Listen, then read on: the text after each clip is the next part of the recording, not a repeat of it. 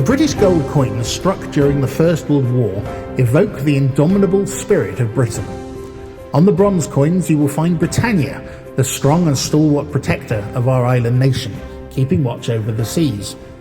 On silver coins you will find the majestic crowned lion, the fierce defender of the realm, and see the unity of the kingdom expressed through heraldic emblems.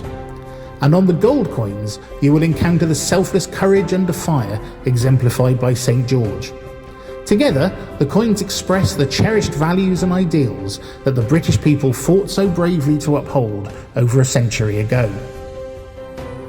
Here are 5 facts that you might not know about the half-sovereign and the sovereign, the 2 gold coins that were struck for circulation in Britain for the last time during the First World War. Number 1. Production of the circulating sovereign in Britain ended exactly 100 years after it first appeared. It is hard to imagine that there was once a time when people carried coins made of gold in their pockets and purses to spend. The modern gold sovereign first appeared in Britain in 1817 during the last years of King George III's reign. It quickly became known as the chief coin of the world, trusted in markets across the globe for its quality and accuracy as a unit of currency. To make the sovereign distinctive, a beautiful engraving of St. George fighting the dragon was commissioned from the brilliant Italian engraver Benedetto Pastrucci. Now recognised as a neoclassical masterwork, Pastrucci's elegant design still appears on commemorative and bullion sovereigns struck today. However, the First World War would quickly see the end of the gold sovereign as a circulating coin in Britain. In London, production of the half-sovereign was halted in 1915, and the sovereign 2 years after that, in 1917, exactly 100 years after it had made its first appearance. Number 2. During the war, it became unpatriotic to own sovereigns. The government needed gold to pay for the enormous cost of fighting the war. The public were asked to take their sovereigns to the bank and exchange them for paper treasury notes of the same value. Within a couple of years, sovereigns were rarely seen in circulation, and people who hoarded the gold coins were seen as being unhelpful to the war effort. It is easy to see why people were reluctant to exchange their precious gold coins for pieces of printed paper. Unlike today, a coin's value was tied up in its intrinsic metal cost, which meant that it was the metal that gave the coin its value.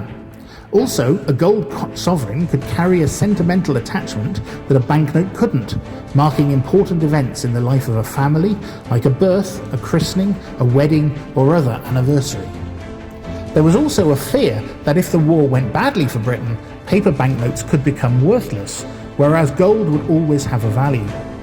For this reason, some people decided to hide their gold sovereigns instead of exchanging them for paper money. In 2017, more than 900 gold sovereigns dated between 1847 and 1915 were found hidden under the keyboard of an old piano that had been donated to a community college in Shropshire. Its previous owners had no idea they were there. Number 3. Sovereigns were used to advertise war bonds. In 1915, the gold sovereign appeared on a patriotic poster issued by the Parliamentary War Savings Committee. The poster declared the British sovereign will win and invited its readers to invest in the war loan today.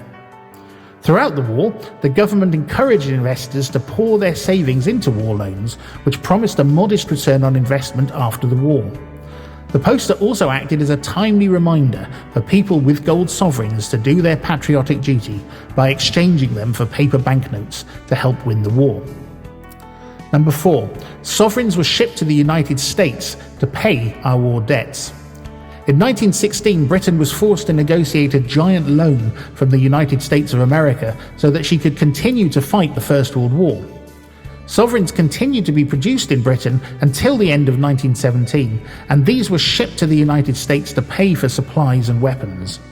They were kept in Fort Knox until 1934, when the United States made it illegal to own foreign coins. Then the Treasury melted down their stock of sovereigns and converted them into gold bars. This makes sovereigns that have survived to the present day highly collectible. Number 5. Sovereigns continued to be struck overseas. When George V became king in 1910, he reigned over an empire that encompassed a quarter of the world's population.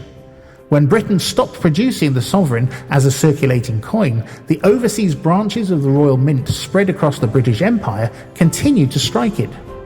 In addition to 3 Australian branch mints at Melbourne, Sydney and Perth, and the Canadian branch mint at Ottawa, new branches were opened in Bombay, India in 1918 and in Pretoria, South Africa in 1923. Not since the fall of the Roman Empire had the same coin been struck on so many continents and accepted in ports and markets across the globe.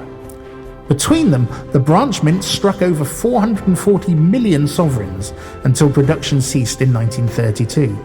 This ensured that the popular gold coin continued to be a trusted international trading coin for many years after it stopped being used in Britain.